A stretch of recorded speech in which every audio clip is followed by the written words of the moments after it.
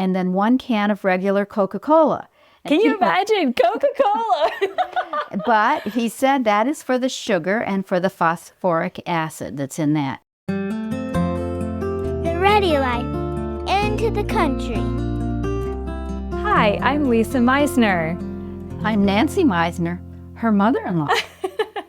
And welcome back to the Ready Life podcast, where you'll learn how to become more independent for your basic necessities like water, heat, and food. And also the power that we've come to depend on. Today's episode, we are talking about tomatoes. You know, my son, I'm trying to remember where it was we first heard that song about the homegrown tomatoes. It's just, we love that song. We play it every time we think about it. But it was just a song about how tomatoes are, when they're homegrown, they're just like nothing else you've had. And when you've had homegrown tomatoes, going to the store and trying to buy some there, it's like buying cardboard. I just don't care for tomatoes from the store anymore. So today we're going to talk about tomatoes. What kinds of tomatoes, ways to start them, and make them as productive as possible. Anyhow, so Well, you would want to start with the seeds. A lot of people buy their plants at stores, but if you want the real best heirloom tomatoes, best tasting, generally you have to get seeds. I get my seeds from Baker Creek. Rareseeds.com is their website, and they're all non-GMO. They're all heirloom. They're all good quality. I've had wonderful experiences with them over the years. We've been to their actual place that they produce the seeds in Missouri, and it's just a wonderful operation. So heirloom seeds are important. Also, you might want to know there's so many varieties, probably hundreds. And some of my favorites are brandywines. I love the brandywines. It's an old heirloom. They're not the early season variety, but if you start them indoors, we live up north and we still have brandywines on the vine ripening, and they're very good. brandywines, aren't those really big, juicy, right? like sandwich tomatoes? They are, and they come in, they call them pink, they're really red, but also yellow. And I tried some yellow ones one year, and I really felt like they were even tastier than the red. And I'm a red tomato person. I generally don't like the other colors so much, but these were wonderful. And I think in the catalog for Baker Creek, I think they mentioned there the flavor of the yellow. So you might want to try that. There's also another one that I love called the Paul Robeson tomato, named after an athlete, I think it was. And those have a good flavor. They're kind of almost a deep red, blackish red, which are usually the ones that have the highest nutrition in them, what they call the black tomatoes. This isn't probably a true black tomato, but it's heading that direction. And it has wonderful, kind of a smoky flavor, just really good. As far as canning and making salsas and pasta sauces and things like that, the Amish paste tomato is hard to beat. Because when you get Roma tomatoes, which are meatier, they're kind of small. It's a lot of work. But the Amish paste tomatoes are big. They're meaty and big, and they're wonderful for making your different sauces and all. So those are my favorites. Yes. Yeah, I also was just going to mention about those Amish paste tomatoes. I've grown them a number of times here in my greenhouse, and one of the things I noticed was that those Amish paste tomatoes are really resilient. Like I've had so many issues with spider mites and all kinds of, and the Amish paste, they always would come through so much better than all the rest of the tomato plants. I would usually lose everything else except my Amish paste. So they're really resilient, and they tend to be a little bit more pest resistant, I should say. I start my tomatoes indoors. If you live in the South, maybe you don't have to, but I think it's a good idea anyway to give them the best start and to know exactly what's growing in a little pot. Because if you put a seed out, even in your greenhouse, sometimes it's hard to detect which is what is what until they start really getting their true leaves. So I like the Jiffy peat pots, and I like warming trays, and I like grow lights. Those are three things that really help when you're starting indoors. Tomatoes need about 16 hours of sunlight a day. So I didn't have that much sunlight coming through the areas where I was growing them inside. And my husband fixed up a grow light that could be lifted up and raised, because you want to keep the grow light about 2 to 3 inches above the plant. So as the plant grows, the grow light has to go up too. So there's, that's a project that you may want to take on, and it's very doable. Another thing is, remember about crop rotation. When you're ready to transplant, you want to put them, they're in the nightshade family, so you want to plant them in an area that has not had a nightshade, hopefully for a couple of years. I run into a problem with that in my garden because I grow potatoes and peppers and eggplants and tomatoes and lots of tomatoes and quite a few peppers, and it takes up a good part of my garden. So I don't usually have enough space to rotate them where I have 2 years before I plant a nightshade again, but I try to at least have 1 year between the time that I have a type of nightshade growing and the next time I have another nightshade growing. So I keep records. I keep a little drawing of my garden, a little diagram for each year and what I planted where, so that the next year I can then play with that before I get ready to plant.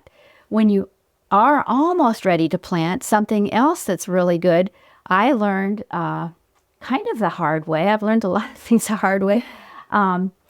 We have cold nights because we're at an elevation, and we have cold nights even on into summer. And so often it takes a while for my tomatoes to actually get going good. They kind of stagnate when I get them in the garden. They are getting the roots going. It's all important. They live, but they don't go up very fast for a little while until things heat up. So I started using black plastic. I could get black plastic in different widths at our local co-op, in different thicknesses. Get as thick as black plastic as you can, if possible, because it'll last you many years. But I spread that out and weight it down with rocks on the edges and sometimes in the middle too. But I make holes in that black plastic every at least 24 inches for the tomatoes. I do this for my peppers and my eggplants too. So whatever spacing you're wanting to space the plants apart, you cut out a hole, and then using a trowel, I dig down in, I put my soft rock phosphate and other fertilizers in there. I love C90, SEA C90, which has all the minerals from the ocean in it, and it makes things taste fabulous because you're getting a lot of things that you don't get in the other fertilizers. So I put my fertilizers in the hole, and then I bring my transplants out and plant them. And that black plastic keeps the ground warm even in nighttime. And it also directs the water directly to that plant when you're watering. And you don't have all the weed problem. And so the water's going there, the ground is warm, and things happen a lot faster. Doesn't dry out as much Right. too, which is nice. It's fantastic. I just love what's happened since then. If for some reason you have a early fall frost, though, which happens up here, sometimes there would be a sneaker frost comes in, and it's a hard frost, and you hear about it, you see on the news or check the weather, and you realize that you're going to have a hard frost. Don't panic. Just realize if you've got green tomatoes on the vine, unless they're just really tiny, go rescue them before the frost, not after. Pick them green.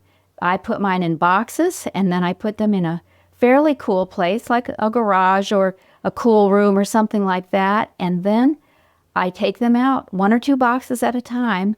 And after 2 or 3 weeks at room temperature, those tomatoes will ripen up, and they are just, I can't tell the difference between picking them off the vine and getting them that way.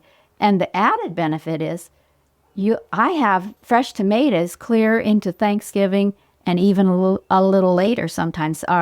My sister-in-law and brother-in-law, who have a garden, I may have mentioned it before, it's on a southern slope. And when you're on a southern slope, 5 degrees of a slope to the south is the same as 300 miles of flatland further south. Flatland, 300 miles further south. So you get a whole different climate when you have your garden on a southern slope if it's at least 5 degrees. And so my sister-in-law and brother-in-law, they have a garden it's quite a bit more of a much higher slope than 5 degrees. And what a garden they had. And they had tomatoes on the vine way into, it may have been November. I know it was October, and we were eating their tomatoes at Thanksgiving time. So that's something good to know. And then the other thing that's of course up here in our Yes, cold, yes. miserable, Yes. everything climate. Right. So that's quite something. It is. And that's why I love the brandy wines. They're not an early season variety. They're actually a late season variety, but they do fine if I start them early. And then if I have to pick them green, I'm not upset because that just means I can stretch my Tomatoes out. ripening season on up, closer to Christmas and having fresh tomatoes. And then I take a box at a time. And if I've got too many, I'll either freeze the tomatoes by blanching them and slipping the skins off and putting the whole tomatoes skinned in Ziploc bags and freeze them, or just eat them fresh, depending upon how many you have. When I have a big crop and we can't eat them all fresh, then that's the time that I like to freeze them. I always, I love canning them, but sometimes there's times when you don't have enough time to do all the pasta sauce making and the pizza sauce making and the spaghetti sauce making and the salsas. It takes time to get all those ingredients and put them together. And I found that if I didn't have time and I just froze them the way I said, by blanching and slipping the skins off and putting them in Ziploc bags, then initially I put them on a cookie sheet, put them in the freezer so that the bottom will freeze flat, and then I can stack them in my freezer nicely and have them till the next year. So that's a nice thing. That is nice. I remember you told me at one point that you had like this secret little recipe that you used to make the tomatoes blossom. Oh, Sometimes you can have tomatoes that'll just grow and grow and all this greenery, and you're looking at it going, where are the blossoms, right? The sooner you can start blossoming, the sooner Yes. you can start your tomato season, and the bigger you can get your tomatoes, which means more of a harvest. Yes. And so you really want your tomatoes to start flowering as soon as you can. I usually start mine in pots indoors, like in early March, and I'll usually have flowers on my plants before I even put them out here in the greenhouse. But sometimes it takes a little while for those tomato plants to really start flowering. So, secret recipe. Well, it's very, very interesting, and it works. When we were filming, one of the expert gardeners again, he gave me a little tidbit. This was Isn't this Bob Gregory? I think it was Lynn Hoag. Oh, it was I believe. Lynn Hoag. I believe. Okay. It's been a number of years ago, and I've done this many times. But you take a 5-gallon bucket of water, and let me make just a second. I want to I'll make grab sure. it. Okay. Your recipe. We can put the recipe down It's over below. there. Yeah. Take a 5-gallon bucket of water, and then add to Here's your that recipe. 1 pint of ammonia, 1 quart of vinegar, and I just use the regular vinegar, and then 1 can of regular Coca Cola. Can you imagine Coca Cola? But he said that is for the sugar and for the phosphoric acid that's in that. And so you take that 5 gallons of solution and drench the leaves and really the entire plant. Go from plant to plant if they're not producing, and it's time that they should be producing, because up here we know that if we don't get flowers at a certain point and the flowers are not pollinated, then we're not going to get tomatoes. I mean, we won't even have the green ones to pull off. So you'll want to drench the entire plant. This is only for plants that have already gotten to their mature growth level. You would not use this on immature plants because it's going to stop the growing cycle. That it's going to change it from the vegetative growth cycle to the seed and fruit production cycle. And so you drench those plants, and typically within 1 to 2 weeks, very soon, I would see flowers everywhere on them. So that's what you've done. And it's a super neat recipe to have, and it has helped several times. Probably we had cold nights or whatever, and they weren't keeping up to speed, and with this they did. Something that I learned about with tomatoes early on was, especially since I have my tomatoes here in a greenhouse, I don't get a lot of bugs or insects in here. So I remember the first year I was growing tomatoes in here, I was thinking, oh, how are my tomatoes going to get pollinated? All these pretty little yellow flowers everywhere, but there's really no bugs in here so much. Now we've got several windows and open areas, so there's bugs in here now. But that first year, I didn't have that. And so, yeah, I think I called you up and I was like, how do I pollinate my tomatoes? And you were like, oh, it's very, very easy. You just go over and you tap the plant, because tomatoes are self-pollinating. And so all they need is a little bit of wind or an animal to brush past it or something. Right. And it pollinates itself. Right. If you take a walk, most people like to go down to their garden, at least I sure do, in the morning, and see what's happened. And just go along and just tap the top of the plant. If it's not breezy, if it's calm, just tap it, and that pollen will float down to all the little flowers there. And whatever the new flowers for that day are, they should get pollinated. It's really great. One other thing is seed saving. And that's a whole class of its own study. But for tomatoes, they're a little bit different because they have to go through a fermentation process. There's a couple of other plants that have to have that also. You can get tomatoes that will go ahead and come up on their own, but generally they need to go through that fermentation process. And it sounds like it's hard, but it's really not. What I do is when I'm using my tomatoes and they're nice and ripe and juicy, and so I'm slicing them for sandwiches or peeling them and using them in something, well, as I'm working on them, the seeds will fall into the plate below me. And usually there's the little gel sac, as you might call it, that's around the seeds. And then there's a lot of juice. So save those little seeds that are in the gel sac on your plate. Take a small jar. I usually use like a half-pint jar, a little jelly jar, and I just keep adding, several meals worth of tomatoes, and whatever's down there on that plate, I tip the plate and put it in the jar. You want as much juice as you can. You want the gel sacs. You just want all that juicy stuff. Not a lot of the tomato fragments, but the juicy parts that come with the seeds. So put them in that jar and get the jar about 3/4 full.